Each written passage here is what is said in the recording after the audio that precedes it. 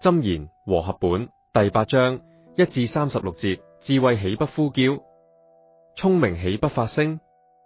他在道旁高處的頂上，在十字路口站立，在城門旁，在城門口，在城門洞大聲說：眾人哪，我呼叫你們，我向世人發聲，說：愚蒙人哪，你們要會悟靈明；愚昧人哪，你們當心裏明白。你們當聽，因我要說極美的話，我張嘴要論正直的事。我的口要發出真理，我的嘴憎惡邪惡。我口中的言語都是公義，並無彎曲乖僻。有聰明的，以為明顯；得知識的，以為正直。你們當受我的教訓，不受白銀，寧得知識勝過黃金，因為智慧比珍珠或液紅寶石更美。一切可喜愛的都不足與比較。我智慧以靈明為居所，又尋得知識和謀略。敬畏耶和華在乎恨惡邪惡，那該傲、狂妄並惡道以及乖謬的口，都為我所恨惡。我有謀略和真知識，我乃聰明，我有能力。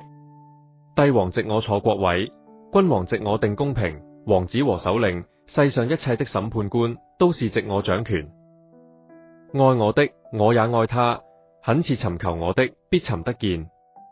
豐富尊榮在我，恒久的財並公義也在我。我的果實勝過黃金，強如精金；我的出產超乎高銀。我在公義的道上走，在公平的路中行，使愛我的承受貨財，並充滿他們的府庫。在耶和華造化的起頭，在太初創造萬物之先，就有了我。從亙古，從太初，未有世界以前，我已被立。沒有深淵，沒有大水的泉源，我已生出。大山未曾奠定，小山未有之先，我已生出。耶和華還沒有創造大地和田野，並世上的土質，我已生出。他立高天，我在那裏？他在淵面的周圍畫出圓圈，上使穹蒼堅硬，下使淵源穩固，為滄海定出界限，使水不越過他的命令，立定大地的根基。那時，我在他那裏為公司，日日為他所喜愛，常常在他面前踴躍，踴躍在他為人預備可住之地，也喜悅住在世人之間。眾子啊，現在要聽從我，因為謹守我道的，便為有福。要聽教訓就得智慧，不可棄絕。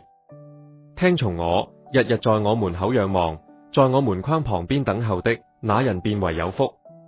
因為尋得我的，就尋得生命，也必蒙耶和華的恩惠。得罪我的，卻害了自己的性命；恨惡我的，都喜愛死亡。